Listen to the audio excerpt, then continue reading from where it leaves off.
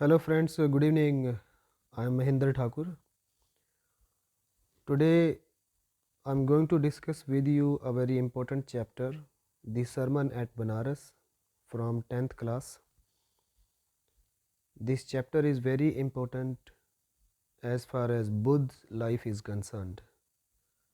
This chapter is based on the first sermon given by Buddha in Banaras.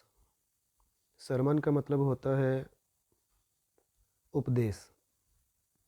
तो Gautam Buddha 563 BC to 483 BC before Christ began life as a prince named Siddharth Gautam. इन्होंने अपनी ज़िंदगी की शुरुआत एक Prince के रूप में करी, राजकुमार, और नाम था उनका Siddharth Gautam. In northern India, उत्तर भारत में इनका जन्म हुआ था, लुम्बिनी नामक जगह पर, नेपाल में. At 12 he was sent away for schooling in the Hindu sacred scriptures. जब वो 12 साल के थे तो उनको स्कूलिंग के लिए भेज दिया गया था और उन्होंने वहाँ पर हिंदू के जो सैक्रेड स्क्रिप्चर्स, पवित्र धर्म ग्रंथ, उनकी स्टडी करी. 4 years later he returned home to marry a princess. 4 साल के बाद वो घर लौटे और उन्होंने एक राजकुमारी के साथ शादी करी. They had a son and lived for 10 years as befitted royalty.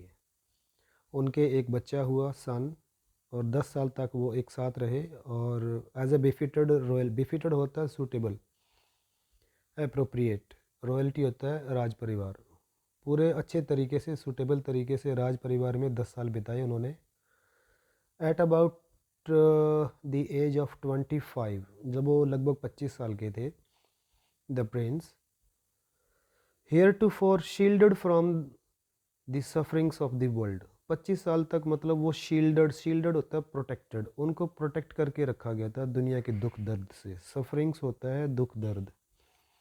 उनको दुनिया के किसी दुख दर्द के बारे में पता ही नहीं था. लेकिन एक दिन क्या हुआ, while out hunting chanced upon a sick man. एक दिन वो शिकार पर निकले. आउट हंटिंग, चांस्ड अपॉन मतलब मौका मिला अचानक से उनको. ए सिक मैन, उन्होंने एक बीमार आदमी देखा. देन एन एज्ड मैन, एक बूढ़ा आदमी देखा. देन ए फनरल प्रोसेशन, और वो लोग देखे जो दाह संस्कार के लिए जा रहे थे. फनरल दाह संस्कार होता है, प्रोसेशन लोगों की भीड़ होती है जो एक साथ ट्रैवल करती है. एंड फाइनली ए मॉन्क, और एक साधु उन्होंने देखा, बेगिंग फॉर आर्म्स, जो भीख मांग रहा था. तो ये सारे सीन्स देख के ना वो विचलित हो गए, थोड़ा सा डिस्टर्ब्ड हो गए. These sites so moved him, उनको इतना टच कर गए. मूव्ड का मतलब यहाँ पे टच है. That he at once went out in to the world to seek enlightenment concerning the sorrows he had witnessed. तो ये जो सीन देखे उन्होंने, इन सीन ने उनको इतना टच कर दिया उनके हार्ट को कि वो तुरंत निकल गए घर से. वेंट आउट, संसार में बाहर निकल गए. टू सिक एनलाइटनमेंट, किसकी खोज में? एनलाइटनमेंट की खोज में. एनलाइटनमेंट होता है, आप सत्य का ज्ञान कह सकते हो, स्पिरिचुअल नॉलेज कह सकते हो, आत्मीय ज्ञान. Concerning the sorrows he had witnessed, और वो किससे कनेक्टेड थी, किससे कंसर्निंग थी? उन दुख दर्द से जो उसने अभी अभी देखे थे. विटनेस, विटनेस मतलब देखना. ही वॉन्डर्ड फॉर 7 years, 7 साल इधर उधर घूमे वो.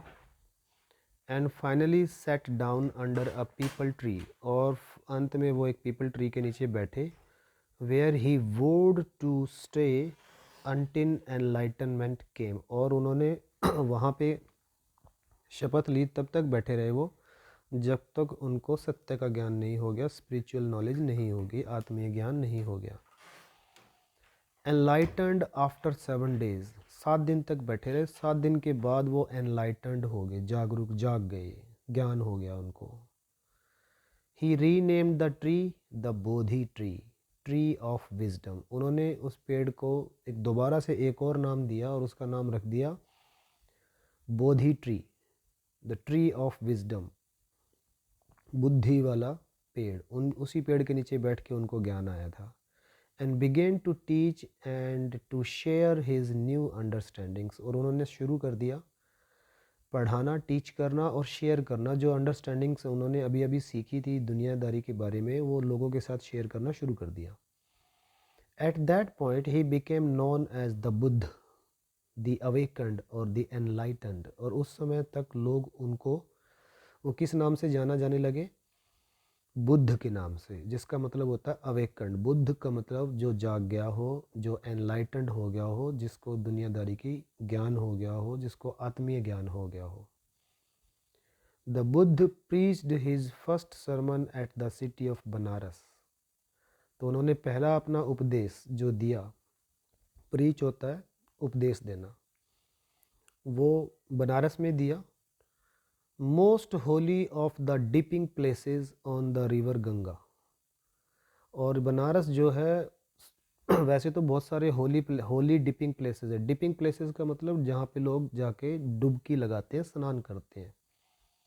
बहुत सारे पवित्र जगह इंडिया में, और बनारस सबसे मोस्ट होली डिपिंग प्लेसेस में से है गंगा के ऊपर। That sermon has been preserved, और वो जो उन्होंने उपदेश दिया उसको प्रिजर्व कर लिया है, संरक्षित कर लिया है, सुरक्षा करके उस उपदेश की उसको मतलब रख लिया गया, अभी तक इंटैक्ट है, वो सलामत है। एंड इज़ गिवन हेयर, और इस चैप्टर में हम उसी सरमन को पढ़ेंगे। It reflects the Buddha wisdom, और इसमें क्या किसकी झलक है, किसको रिफ्लेक्ट करता है ये सरमन? बुद्ध की नॉलेज को, बुद्ध की विजडम को, बुद्धि को। About one inscrutable kind of suffering. और ये जो सरमन है बुद्ध की विजडम को रिफ्लेक्ट करता है, और वो विजडम किसके बारे में है? Inscrutable kind of suffering. एक इनस्क्रूटेबल होता है जिसको समझा ना जा सके, एक ऐसा दुख, एक इस टाइप का दर्द जिसको समझा ना जा सके, वो उसके बारे में था उपदेश। और वो एज इट इज़ प्रिजर्व करके रख लिया गया है, उसी को हम अब पढ़ेंगे। वो एक स्टोरी है। गीता कोसमी किसा Gautami had an only son and he died. वो एक औरत थी किसा गौतमी के नाम से, उसका एकमात्र एक लड़का था, एंड ही डाइड, और वो मर गया। In her grief she carried the dead child to all her neighbours asking them for medicine. अब दुख में, वो अपने दुख में उसने क्या करा? कैरी मतलब लेके जाना। वो अपने बच्चे की डेड बॉडी को घर घर लेकर गई, हर नेबर्स के पास लेकर गई, हर पड़ोसियों के पास लेकर गई। आस्किंग देम फॉर मेडिसन, और अपने पड़ोसियों से उसने औरत ने मेडिसन मांगी कि इसको कोई ज़िंदा कर दो। And the people said she has lost her senses. और लोगों ने बदले में क्या बोला? कि इस औरत ने अपनी सेंसेस खो दी हैं, ये पागल हो गई है। द बॉय इज़ डेड, लड़का मर चुका है, अब जिंदा कैसे हो सकता है? There is no medicine for the dead. At length Kisa Gotami met a man. ऐसे वो चलती चलती घूमती रही, तो फाइनली वो एक आदमी को मिली, who replied to her request. और उसने रिक्वेस्ट करी उस आदमी से भी, और उस आदमी ने क्या रिप्लाई दिया? I can not give thy medicine for thy child.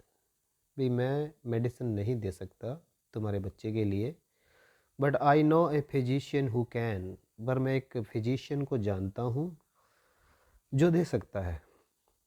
And the girl said, और वो औरत, वो लड़की बोली, प्रे टेल मी, प्रार्थना करी भाई जल्दी से बताओ कौन है वो। सर, हु इज़ इट, वो कौन है, जल्दी से बताओ। And the man replied, go to Shakyamuni the Buddha. उसने बुद्ध का नाम लिया कि साक्यमुनि बुद्ध के पास जाओ आप। Kisa Gotami repaired to the Buddha and cried. Repaired का मतलब यहाँ पे जाना है। बुद्ध के पास गई और वहाँ पे रोई और बोली, Lord and master give me the medicine that will cure my boy. तो उन्होंने कहा, हे भगवान, हे मेरे मालिक, मुझे वो दवाई दे दो जो मेरे बच्चे को क्योर कर दे, इलाज कर दे, ठीक कर दे। The Buddha answered, I want a handful of mustard seed. उन्होंने कहा कि मुझे मुट्ठी भर चाहिए। क्या चाहिए? मुट्ठी भर मस्टर्ड सीड चाहिए, सरसों के बीज। मुट्ठी भर उसकी ज़रूरत है, वो ले आओ, मैं ज़िंदा कर दूँगा। And when the girl in her joy promise to procure it, और ये सुन के बड़ी खुश हुई, और वो लड़की खुशी खुशी में वादा करा उसने कि वो ले आएगी। प्रोक्योर मतलब लाना, जुटा लेगी वो। द बुद्ध एडेड, फिर आगे बुद्ध ने एक बात और बोली, the mustard seed must be taken from a house where no one has lost a child, a husband, parent और फ्रेंड। वो जो मस्टर्ड सीड आप लाओगे, सरसों के बीज, वो ऐसे घर से होने चाहिए जहाँ पे ना तो कोई बच्चा मरा हो, ना कोई पति मरा हो, ना कोई पेरेंट मरा हो, ना कोई दोस्त मरा हो। वो घर ऐसा होना चाहिए। Poor Kisa Gotami now went from house to house. वो बेचारी किसा गौतमी घर घर गई इस तलाश में कि उसको मस्टर्ड सीड मिलेंगे, कोई ऐसा घर मिल जाएगा जिसमें किसी की डेथ हुई ना हो। एंड द पीपल पिटिड हर, और लोगों ने उस पर दया करी, दया आई लोगों। और ये भी बोला, said here is mustard seed, ये लो हमारे पास मस्टर्ड सीड है, टेक इट, ले लो इसको। बट व्हेन शी आस्क्ड, जब उस लड़की ने पूछा, did a son, a daughter, a father, a mother die in your family, क्या तुम्हारे घर में कोई बेटा, बेटी, फादर, मदर, कोई गुजरा है क्या, मरा है क्या? They answered her, alas the living are few. उन्होंने एक ही आंसर दिया कि जो लिविंग आर फ्यू, जो जिंदा है वो तो फ्यू है, कुछ है। But the dead are many, लेकिन मर बहुत गए हैं। भाई इस घर में एक ही आंसर मिला हमेशा कि इस घर में जिंदा तो कुछ ही लोग हैं अभी, लेकिन जो मर गए वो तो बहुत है, बहुत मर गए हैं। Do not remind us of our deepest grief, कृपया करके उनके बारे में पूछ के हमें रिमाइंड मत करो, याद मत दिलाओ हमारे जो गहरा दुख हमें पहुंचा था उनके जाने की वजह से, उसको बारे में हमें फिर से मत रिमाइंड करवाओ, याद दिलाओ। And there was no house but some beloved one had died in it. ऐसा उसको कोई घर नहीं मिला जिसमें कोई प्यारा बंधु ना गुजरा हो। किसा Gautami became very and hopeless. किसा गौतमी होपलेस हो गई, थक गई, वेरी थक गई, होपलेस हो गई, निराशा हो गई, उसको कुछ नहीं मिला हाथ। And sat down at the wayside watching the lights of the city, और बैठ गई और देखने लगी लाइट्स सिटी की। As they flickered up and were extinguished again, और वो लाइट्स कैसी हो रही थी, फ्लिकर कर रही थी। फ्लिकर मतलब चस बुझ, कभी वो ऑन हो रही थी, कभी ऑफ हो रही थी, कभी वो फ्लिकर कर रही थी, कभी वो एक्सटिंग्विश्ड बुझ जाती सी। एक्सटिंग्विश मतलब बुझ जाना, फिर से बुझ जाती। At last the darkness of the night rained everywhere, और अंत में क्या हो गया, चारों तरफ अंधेरा ही अंधेरा हो गया। And she considered the fate of man that their lives flicker up and are extinguished again. और वो इस चीज़ से एक बात समझ गई, कंसीडर मतलब समझना, फेट ऑफ मैन, फेट होता है भाग्य, मैन मतलब आदमियों का, जितने भी मनुष्य हैं इस धरती पे, कि उनके भाग्य में एक ही लिखा है, देयर लाइव्स फ्लिकर अप, उनकी जो ज़िंदगी है वो जलती है, वो जन्म लेते हैं, एंड आर एक्सटिंग्विश्ड अगेन, और वो बुझ जाते हैं, मतलब उनकी मौत हो जाती है। उसको ये बात अब समझ में आ गई थी कि जो आदमी होते हैं ना, वो पैदा तो होते हैं, उनकी जीवन में जीवन ज्योति तो जलती है, लेकिन अंत में बुझ जाती है। And she thought to herself, और अपने आप को उसने क्या बोला, क्या सोचा अपने आप के बारे में, how selfish am I in my grief, कि मैं मेरे दुख में कितनी सेल्फिश हो गई। Death is common to all, कि मृत्यु तो सबकी होनी है, कॉमन है। Yet in this vale of desolation there is a path that leads him to immortality who has surrendered all selfishness। Vale of desolation का मतलब होता है an area which is filled with deep sorrow, एक ऐसा स्थान जो भरा हुआ है गहरे दुखों से। वैले ऑफ डेसोल्यूशन। उसने कहा कि हम उस जगह पे हैं, ये जगह दुखों से भरी हुई है, but there is a path, एक रास्ता है, that leads him to immortality, जो हमें लेकर जाता है इमोर्टैलिटी की ओर। इमोर्टैलिटी होता है जब हम मरते नहीं हैं, उस स्टेट को इमोर्टैलिटी कहते हैं। Who has surrendered all selfishness, कि हम अमर हो सकते हैं, इमोर्टल हो सकते हैं जब हम अपनी जितनी भी सेल्फिशनेस है, हमारा जो स्वार्थ है, अगर हम उसको सरेंडर कर दें, छोड़ दें, तो हम अमर हो सकते हैं। The Buddha said the life of mortals in this world is troubled. Buddha ने उस औरत को एक बात बोली कि जितनी जो मोर्टल्स की लाइफ है ना, मॉर्टल्स हम उनको बोलते हैं जिनकी डेथ हो जाती है, कोई भी जीव जंतु जिसकी डेथ हो जाती है। तो कोई भी जीव है, कोई भी मॉर्टल्स, उसकी जो लाइफ है इस संसार में ट्रबल्ड है, दुखों से भरी है। एंड ब्रीफ, छोटी है, कुछ समय के लिए पैदा होता है, मर जाता है। एंड कंबाइंड विद पेन, और उसमें पेन ही पेन है, दुख है। For there is not any means by which those that have been born can avoid dying. कहता है ऐसा कोई रास्ता नहीं है, ऐसा कोई मीन्स नहीं है, कोई तरीका नहीं है जिसके द्वारा those that have been born, जिनका जन्म हुआ है, कैन अवॉइड डाइंग, वो मौत से बच जाए, ऐसा कोई रास्ता ही नहीं है। बुद्ध ने कहा कि इस संसार में ऐसा कोई रास्ता नहीं है कि जिनका जन्म हुआ है वो बच जाए मरने से। Can avoid dying after reaching old age, बूढ़ा होने के बाद देर इज़ डेथ, पक्का मृत्यु होती है। ओशो ने भी कहा है कि मृत्यु का सबसे बड़ा कारण जन्म होता है, जिसका जन्म हुआ है उसकी मृत्यु होनी होनी है। Of such nature are living beings, इसी प्रकार के नेचर के हैं सारे लिविंग बींग्स, उनके भाग्य में यही लिखा है, जन्म हुआ तो मरेंगे पक्का, रोक नहीं सकता उनको कोई। As ripe fruits are early in danger of falling, जैसे जो पके हुए फ्रूट होते हैं ना, उनको गिरने का खतरा होता है। सो मोर्टल्स, ऐसे ही मोर्टल्स होते हैं, ऐसे ही वो जीव जंतु होते हैं, व्हेन बॉर्न, जब उनका जन्म होता है, are always in danger of death, हमेशा खतरा बना रहता है डेथ का, मरना है। As all earthen vessels made by the potter end in being broken, जैसे जितने भी मिट्टी के वेसल्स होते हैं, बर्तन होते हैं, अर्दन वेसल्स, मिट्टी के बर्तन, मेड बाय द पोटर, जो कुम्हार के द्वारा बनाए जाते हैं, एंड इन बीइंग ब्रोकन, अंत में टूट जाते हैं, अंत हो जाता है। So is the life of mortals, ऐसी ही मोर्टल्स की ज़िंदगी है, ऐसी जीवों की ज़िंदगी है। बोथ यंग एंड अडल्ट, चाहे वो यंग हो चाहे अडल्ट हो, both those who are fools and those who are wise, चाहे वो मूर्ख हो चाहे वो वाइज हो, बुद्धिमान हो, all fall into the power of death, सब की सब की डेथ हो जाती है, सब डेथ के जबड़े में आते हैं। All are subject to death, सब की मौत होनी है।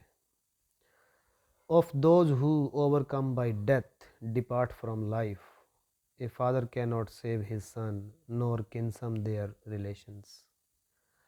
वो सारे आदमी, ऑफ दोज, वो सारे, ओवरकम बाय डेथ, जो जो जकड़े जाते हैं डेथ के द्वारा, जो डेथ के द्वारा काबू कर लिए जाते हैं, डिपार्ट फ्रॉम लाइफ, इस दुनिया से चले जाते हैं।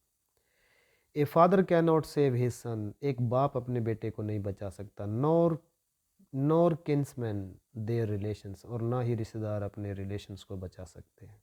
किन्समैन होता है रिश्तेदार, अपने रिश्तेदारों को नहीं बचा सकते, अपने सगे संबंधियों को नहीं बचा सकते हैं।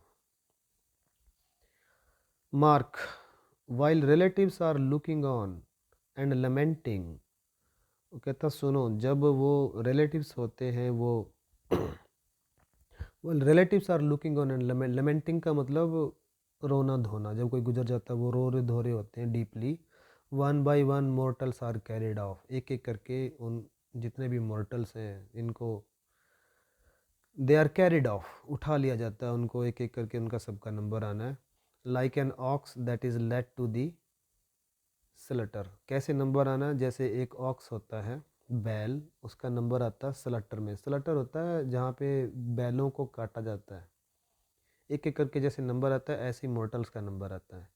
सो the world is afflicted with death and decay. Afflicted का मतलब अफेक्टेड है, सो प्रभावित है, जो पूरा जो दुनिया है प्रभावित है किससे? डेथ से, डीके से। डीके मतलब अंत, विनाश। Therefore the wise do not grieve. तो जो इसलिए जो वाइज होते हैं ना, बुद्धिमान लोग, वो कभी ग्रीव, वो कभी मतलब कंप्लेन नहीं करते, रोते धोते नहीं है, ग्रीव नहीं करते हैं। Knowing the terms of the world, क्योंकि वो दुनिया के जो टर्म्स हैं, जो नियम हैं, वो कानून है दुनिया का, वो जानते हैं। Not from weeping nor from grieving will any one obtain peace of mind. Buddha ने कहा कि ना तो रोने धोने से, ना कंप्लेन करने से, बड़बड़ाने से विल एनी वन ऑब्टेन होता प्राप्त करना peace of mind. Peace of mind नहीं मिलेगी, शांति नहीं मिलेगी। आप रोगे धोगे, कितना मर्जी रो लो, कितना मर्जी बड़बड़ा लो, ग्रीव कर लो, कोई भी आदमी को, किसी भी आदमी को पीस ऑफ माइंड नहीं मिल सकती है। ऑन द कॉन्ट्रेरी, इसके विपरीत, his pain will be the greater. अगर वो रोएगा धोएगा, इसके विपरीत उसकी जो पेन है और भी बढ़ जाएगी, ग्रेट हो जाएगी। And his body will suffer, और उसकी बॉडी जो है वो सफ़र करेगी, परेशान होगी। He will make himself sick and pale. अगर वो रोएगा धोएगा तो अपने आप को बीमार कर लेगा, पीला पड़ जाएगा, कमज़ोर पड़ जाएगा। Yet the dead are not saved by his lamentation. तुम कितना मर्जी रो लो धो लो, लेमेंटेशन का मतलब रोना धोना होता है। डेड को बचाया नहीं जा सकता, dead are not saved. He who seeks peace, अगर जिसको शांति चाहिए, should draw out the arrow of lamentation, ये रोना धोना छोड़ देना चाहिए। एंड कंप्लेंट, शिकायतें भी छोड़ देनी चाहिए। एंड ग्रीफ, और दुख दर्द, इसके बारे में भी सोचना छोड़ देना चाहिए। He who has drawn out the arrow and has become composed, अगर जिसने ये रोना धोना छोड़ दिया है और जो कंपोज्ड हो गया है, कंपोज्ड मतलब शांत, will obtain peace of mind, उसी को ही पीस ऑफ माइंड मिलेगा, उसी को ही मन में शांति मिलेगी।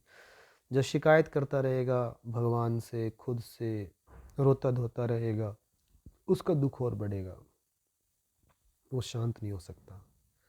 He who has overcome all सोरो, जिसने अपने सारे दुखों को काबू कर लिया है, उनको कंट्रोल कर लिया है, will become free from sorrow, वो ही फ्री हो पाएगा अपने सोरो से, अपने दुखों से। एंड बी ब्लेस्ड, और वही भाग्यशाली होगा।